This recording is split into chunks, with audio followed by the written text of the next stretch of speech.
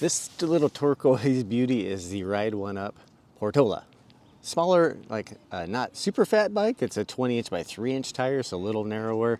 8-speed drivetrain, you know, hydraulic disc brakes, and this is all coming in a little under $1,000, or right at $1,000. Pretty crazy to think about. And I got an affiliate code, so you should be able to get a couple bucks up with the bucks off the discount code down in the description. I like what Ride1up's doing here with the front of their bike. You got a nice headlight. It works quite well integrated. I like the new logo. You know, the wire management is pretty dang good. There's really not a whole lot of weaknesses to me with this bike. So you get a little feel for how this fits me. I have a 32-inch inseam and I'm 5'10". So I have the seat up a bit. It's still not quite a good leg extension for me, but like I was saying, the effective top tube feels pretty good. Doesn't really feel like a big stretch like some of these this style of a fat tire folding bike. Has a good feel with the grips. The grips have a nice little, they're ergonomic.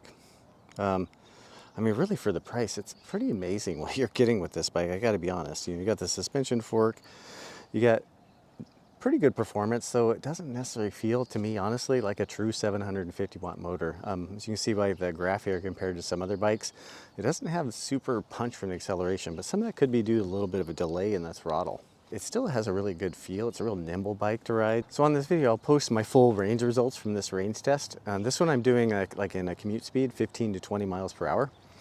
And the other one is going to be a throttle only. So I'm going to get some recreational range, throttle only, and you see all that on the screen. So hopefully help you make a decision really between the battery options for this bike. I'm going to show you how the handlebars kind of fold. There's a little pin here to the side. You just push that pin in and then you pull down towards you. And then you have a button here on the front. So it's got like a double safety. And you just have to kind of manage your cable over behind the headset there. And then the other part of folding is you pull this latch.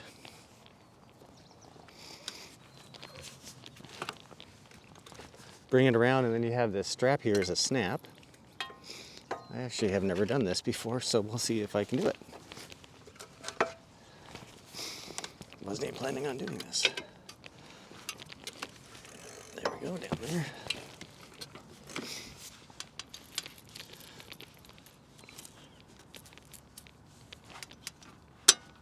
All right. Yeah, so that little snap thing works pretty good. You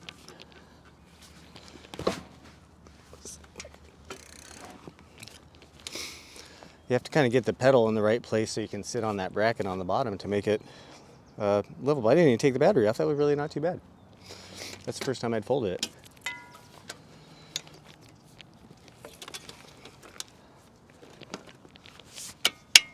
And I only unfolded it the one time I did out of the box.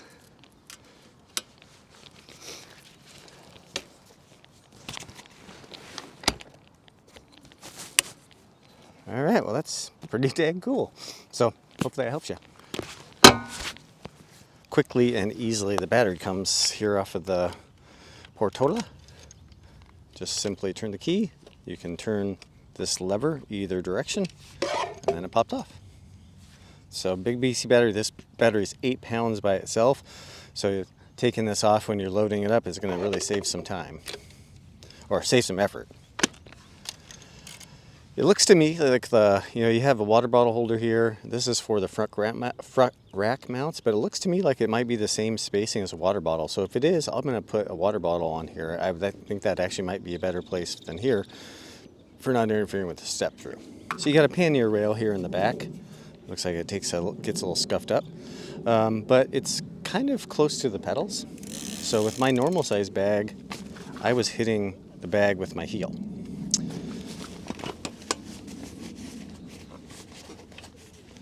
So with this smaller bag, I have some clearance, but you can see there's not a lot of distance between the bag and the pedal.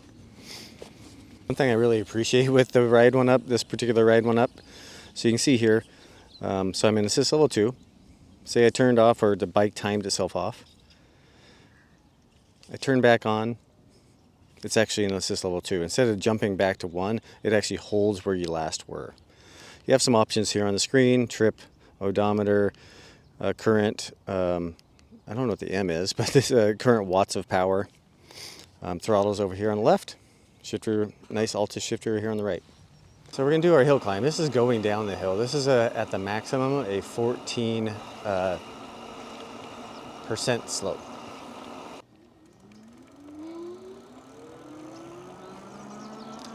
You really notice that initial takeoff throttle delay.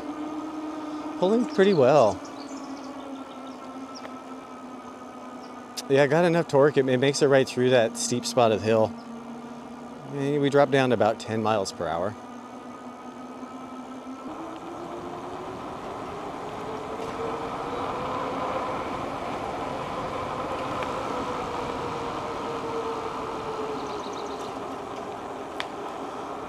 So we got good stability. We also got really good braking with these 100mm rotors, 180mm rotors.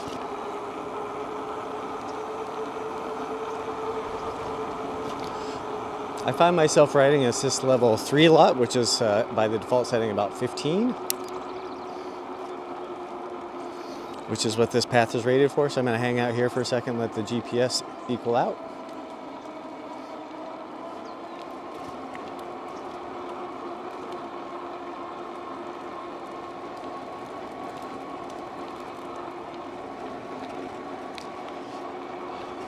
It is a nimble handling bike. I mean, being about 60 pounds, it's not overly heavy.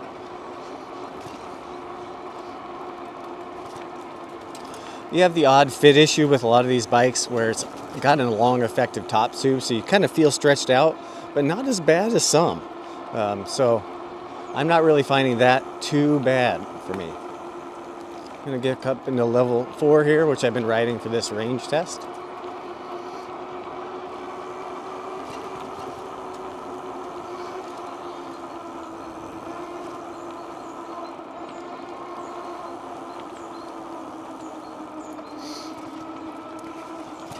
One of the best things they've done with this bike, in my mind, is the throttle is always available, even if it's level 0. So that makes it more effective for trail riding. I'm going to try that right now.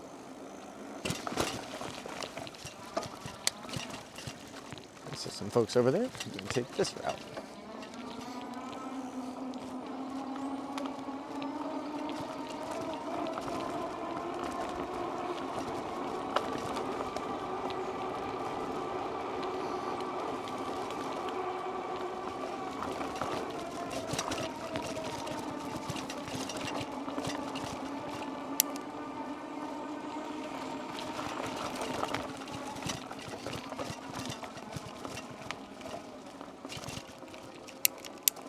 Let's see what we can do here. Yeah, that actually kind of worked.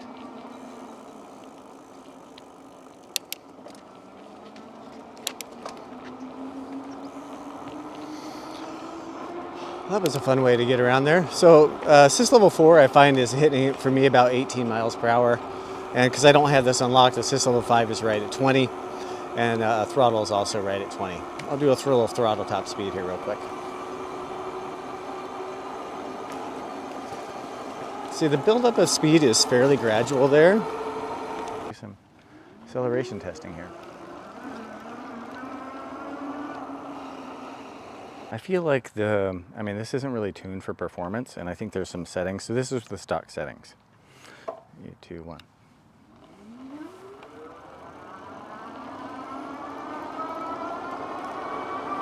All right, we're gonna do braking now. I'm gonna do a 15. About right. It's pretty fast. I just did my acceleration and braking. Kind of be expected for the acceleration. I think you can turn this up. It is a little gradual. Tiny bit of pause at the beginning I thought was interesting. Numbers wise, we'll see where that falls out. I feel like it's kind of in the ballpark of normal.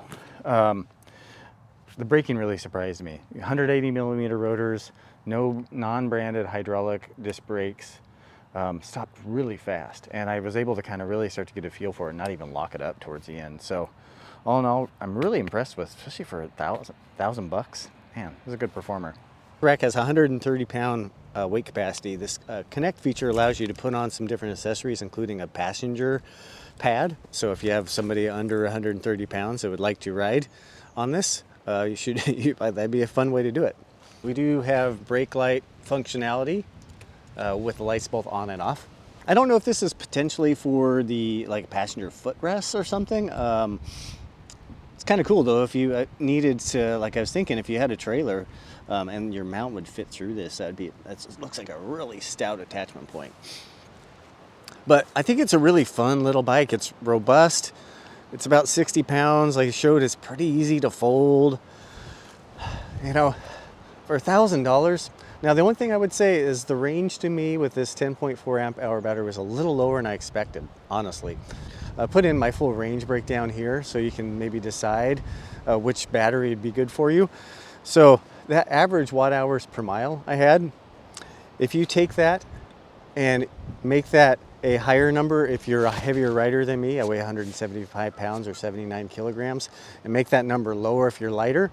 And if you live somewhere hilly, make it higher. And if you, I live somewhere it's flat. But then you can take that, your number of miles that you tend to ride or you want to ride, and multiply it by that number. And that will give you how many watt hours of capacity you're gonna need to accomplish that range. So yeah, the Ride1up Portola. It's a fun bike. Like I said, aside from the little bit of range concerns I had, I've just had a really fun time on it. It stops well, it's handy, it's fun to ride. Yeah,